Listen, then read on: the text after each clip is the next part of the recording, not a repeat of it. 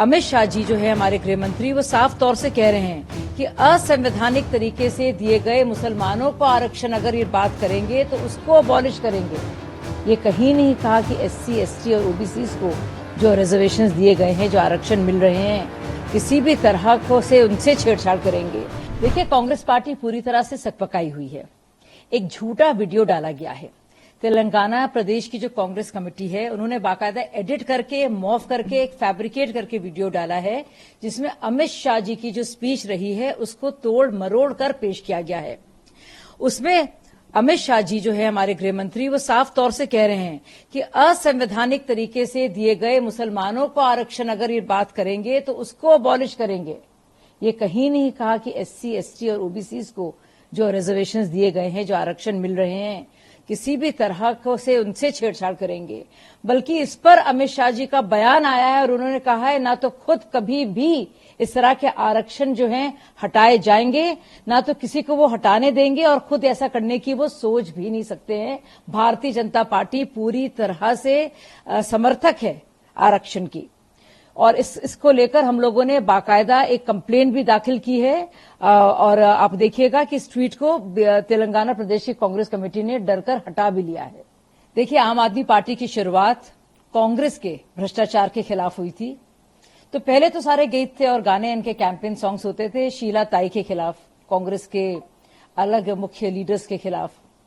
थोड़ी देर बाद उन्होंने प्रधानमंत्री जी के खिलाफ और बीजेपी के खिलाफ नारे लगाने शुरू कर दिए। बीच में उन्होंने बाकायदा उद्योगपतियों के और उनके परिवारों के खिलाफ भी नारे लगाए। अब आप सोचिए, जिस तरह से जेल से के जवाब वाला उनका जो वीडियो चल रहा है, उसमें बाकायदा अरविंद केजरीवाल जेल की सलाखों के पीछे खड़े हुए हैं, और जिस तरह से प्रचार की उनकी पूरी तैयारी है और जो कैंपेन सॉन्ग है, उसमें न्यायपालिका पर आक्षेप लगाया जा रहा है, उसमें एजेंसियों का मजाक उड़ाया जा रहा है। तो जो भी केबल लॉज हैं, जो भी ईसीआई की गाइडलाइंस हैं, ये उसके सख्त खिलाफ तो है ही, लेकिन जिस तरह से ये माहौल बना रहे हैं और मजाक उड़ा रहे हैं हमारी लोकतांत्रिक प्रणाली का, हमारी अदालतों का, इसकी इजाजत तो जाहिर है नहीं हो सकती।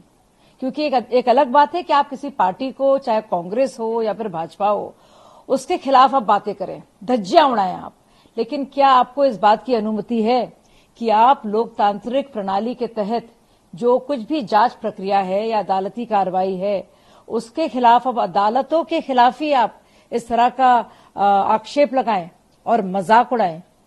देखिए, हमारे देश के इतिहास में ऐसा पहली बार नहीं हुआ है। इससे पहले भी हमने देखा, जब लालू प्रसाद यादव बाकायदा जेल में थे तो राबड़ी देवी उनका प्रतिनिधित्व कर रही थी। लेकिन एक पूर्व संस्थापक सदस्य होने के नाते मैं इतना तो आपसे जरूर ही कह सकती हूं कि कहीं ना कहीं आम आदमी पार्टी कई धड़ों में बिखर गई है और पूरी तरह से अंदर वहां पे कोहराम है। और उसी के चलते अरविंद केजरीवाल जी की नुमाइंदगी सिर्फ सुनीता जी, या सुनीता भाभी मैं तो उनको कहती थी, कर रही हैं। और कहीं ना कहीं इस बात का बहुत ज्यादा खौफ है कि संजय सिंह कहीं हड़प ना लें पार्टी को, क्योंकि बाकी नेता तो जेल में है। और ये भी साफ तौर से जाहिर है कि आतिशी को और सौरभ को पूरी तरह से पार्टी का मुखिया बनाने के लिए ना तो काडर्स और ना ही लीडरशिप अभी तैयार है। देखिए, स्वाभाविक है, दिल्ली कांग्रेस प्रदेश का ही वो यूनिट था जिसने बाकायदा लिकर पॉलिसी को, या जो शराब घोटाला था, उस पर उसका पर्दाफाश किया था। और लगातार आम आदमी पार्टी कांग्रेस पार्टी को ही, चाहे वो पंजाब का यूनिट हो या दिल्ली का यूनिट हो, उसको खत्म करने में कामयाब रही है। आम आदमी पार्टी की शुरुआत ही कांग्रेस पार्टी के भ्रष्टाचार के खिलाफ रही है। और आप खुद ही सोचिए, जो लवली जी आज कह रहे हैं कि वो बहुत ही आहत हैं कि उस पार्टी के साथ हमने हाथ कैसे मिला लिया, जो पार्टी लगातार हमारे ही खिलाफ इतने आरोप लगाती रही है।